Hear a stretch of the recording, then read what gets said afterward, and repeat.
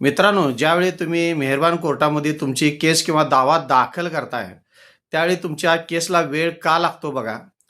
ज्यावेळी तुम्ही केस दाखल करताय त्यावेळी जे काय प्रतिवादी असतील त्यांचं व्यवस्थित पत्ते देणे, त्याचबरोबर अनेक प्रतिवादी असतील तर त्यांना समन्स लागू करण्यात वेळ जात असतो. त्याचबरोबर त्यांचं म्हणणं येणे, तुमचा वकील कोणत्या प्रकारचा आहे, तो प्रत्येक तारखेला हजर राहतो का नाही, प्रतिवादीचा वकील कोणत्या प्रकारचे आहेत, ते वकील वेळेवर हजर राहतात का, वेळेवर साक्षी पुरावे वेळेवर म्हणणं देतात का, दरम्यानच्या काळामध्ये प्रतिवादी जर अनेक असतील तर त्यामध्ये कोणीतरी निधन झालेलं असेल पक्षकाराचं, तर त्याचे वारस रेकॉर्डवर घेणे, त्यामुळं फार वेळ जात असतो. समजा जर मनाईचा आदेश असेल किंवा मनाईचा अर्ज असेल तर त्यासाठी फार वेळ जात असतो.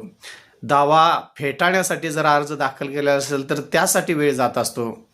त्याचबरोबर साक्षी पुरावे देण्यासाठी वादीचे वकील हजर असतात का, प्रतिवादीचे वकील हजर असतात का, क्रॉसच्या वेळी प्रतिवादीचे वकील हजर असतात का, वादीचे वकील हजर असतात का, त्याचबरोबर जे काय पुरावे हजर करा ते वेळेवर हजर होतात का नाहीत, अशी अनेक कारणं केस लांबण्यासाठी उपयोगी होत असतात. त्यामुळे मित्रांनो, तुमची केसला कोर्टामध्ये हा फार वेळ लागत असतो आणि सदरचा वेळ लागू नये असं जर तुम्हाला वाटत असेल तर दावा दाखलपासून दावा संपेपर्यंत प्रत्येक तारखेवर प्रत्येक ऑर्डर आणि प्रत्येक रूल्स प्रत्येक स्टेजवर तुमचं लक्ष असणं फार बारकाईनं गरजेचं आहे.